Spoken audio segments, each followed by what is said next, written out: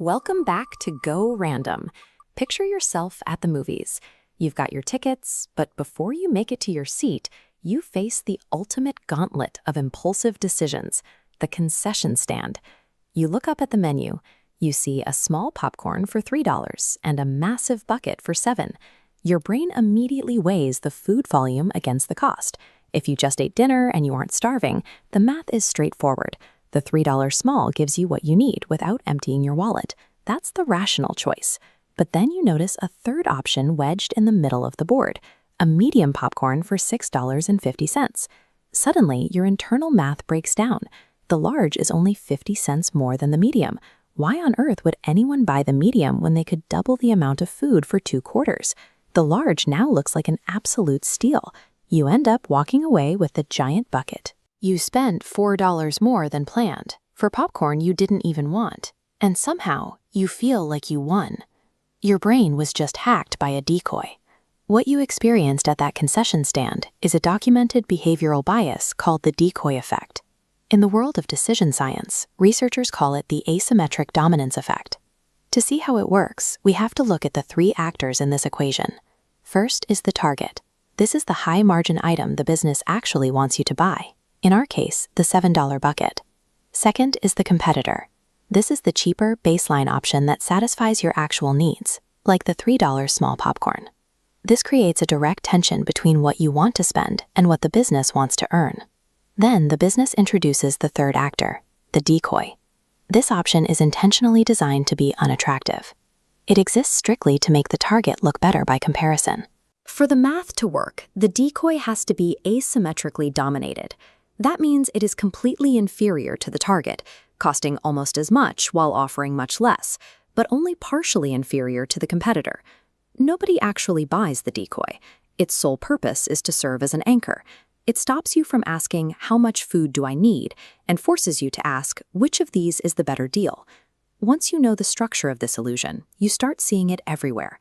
Take digital subscriptions. You often see a free basic tier, a paid premium tier, and an expensive pro tier. The companies carefully position the pro tier to be just a tiny fraction more expensive than premium, while packing it with extra features. That negligible price gap does all the heavy lifting, nudging you toward the top tier. We see the exact same architecture in the physical world, particularly in restaurants through a practice known as menu engineering. A high-end restaurant might list a $50 steak right at the top of the page. They don't expect to sell many of those. That steak is an anchor, placed there so the $30 pasta dish right below it suddenly feels like a perfectly reasonable choice. These tactics weren't invented by app developers. They've been perfected over decades in fast food lines, where quick, high-pressure choices happen every minute. Decoys work across all these industries because our brains are terrible at judging absolute value in a vacuum. We need context to figure out what something is worth, and businesses are more than happy to manufacture that context for us. Before 1982, economists assumed consumers were strictly logical. Then researchers Joel Huber, John Payne, and Christopher Puto published a study that turned traditional economic theory upside down. They dismantled something called the regularity principle. For a long time, the prevailing wisdom was that adding a terrible, unwanted option to a menu could never increase the popularity of the original items. To test this, the researchers ran experiments using everyday products, like tubs of Kool-Aid. By simply adding an inferior third option, they proved that consumers consistently violated economic logic, shifting their preferences based entirely on the new, terrible alternative. This revealed a blind spot in human behavior. Our rationality isn't a fixed, reliable trait. It is highly fluid, shaped entirely by the geometry of the options placed in front of us. Not all decoys are designed to drain your wallet. When used ethically, this exact same mechanism can nudge people toward healthier eating habits or help them save money on household staples. In one real-world study, researchers tracked baked bean purchases in a supermarket.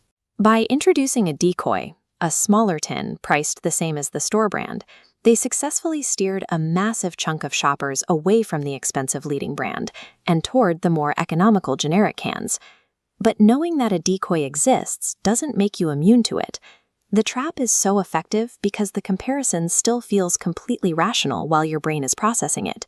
Your only real defense is to break the comparison. Stop looking sideways at the other items. Instead, look inward. Ask yourself if the target option actually matches what you came in to buy.